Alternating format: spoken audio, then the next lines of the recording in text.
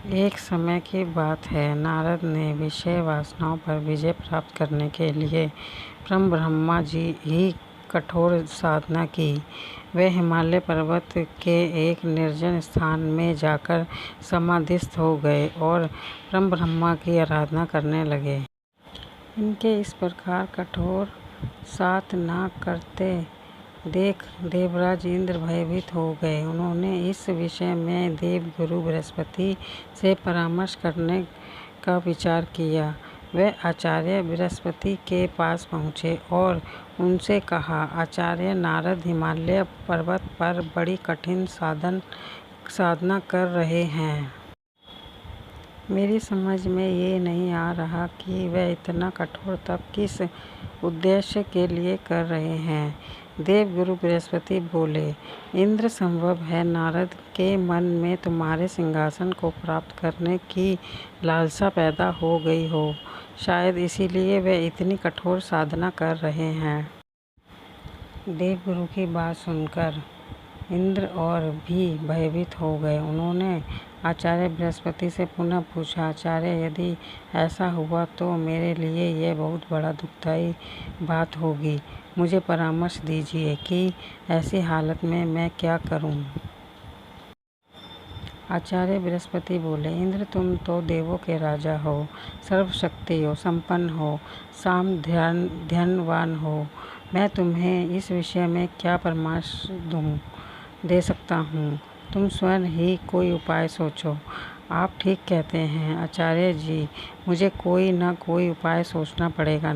कहते हुए इंद्र वहाँ से चले गए। अपने महल में पहुंचकर उन्होंने कामदेव को बुलवाया और उनसे कहा, कामदेव, नारद हिमालय पर एक निर्जन स्थान में बैठे कठोर तपस्या कर रहे हैं। मैं चाहता हूँ कि तुम उनके पास जाओ और अपनी मायावी शक्ति द्वारा जैसे भी हो उनकी तपस्या भंग कर दो। जैसी आपकी आज्ञा, कामदेव ने कहा और तत्काल उस स्थान को चल पड़ा जहाँ नारद तपस्या कर रहे थे। वहाँ पहुंचकर कामदेव अपनी मायावी शक्ति का जाल बिछाया। उनके संकेत मात्र से उस विद्यावान क्षेत्र में बाहर आ गई। भांति भांति के फूल खिल उठे, चारों ओर हरी तिमा फैल गई, शीतल मद सुगंधित वायु बहने लगी।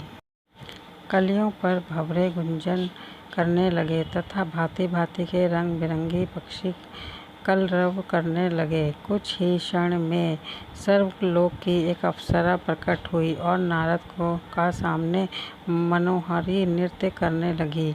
उसके घुंघरुओं की मधुर ध्वनि वातावरण में गूंजने लगी। लेकिन कामदेव का यह प्रयास व्यर्थ ही साबित हुआ। अप्सरा नृत्य करते करते थक गई, किंतु नारद का ध्यान नहीं टूटा। थक हार कर अप्सरा वापस लौट गई। तप पूरा होते ही नारद ने आंखें खोली। कामदेव ने सोचा, यदि नारद को बाद में यह पता लग गया कि मैंने उनकी तपस्या में विघ्न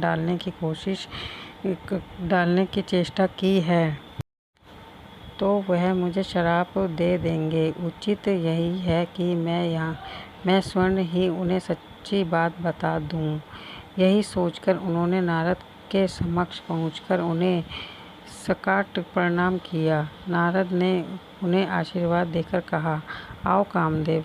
कामदेव ने कहा, अपराध क्षमा हो देवऋषि, मैंने आपकी तपस्या भंग करने का प्रयास किया था। नारद ने पूछा, पर क्यों? किसके आदेश से तुमने ऐसा किया? कामदेव बोले, देवऋषि, मुझे अंकित क्षण में इतनी हिम्मत नहीं हो स्वयं ही आपको तप से डिगाने का कार्य करता।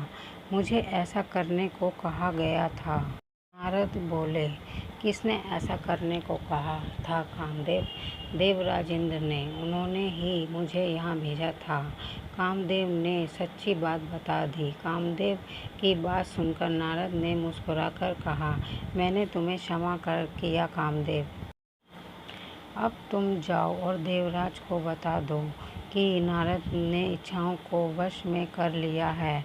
अब मैं संसार के किसी भी भौतिक आकर्षण में नहीं फंस सकता। जान बची तो लाखों पाए, कामदेव ने सोचा और जल्दी से वहाँ से चला गया। दोस्तों, आपको मेरी ये कहानी अच्छी लगी हो तो प्लीज़ इसे लाइक कीजिए, सब्सक्राइब कीजिए और ज़्यादा से ज़्यादा शेयर कीजिए, ताकि मैं आपके लिए ऐसी अच्छी अच्छी कहानियाँ लेकर आती रहूँ। धन्यवाद।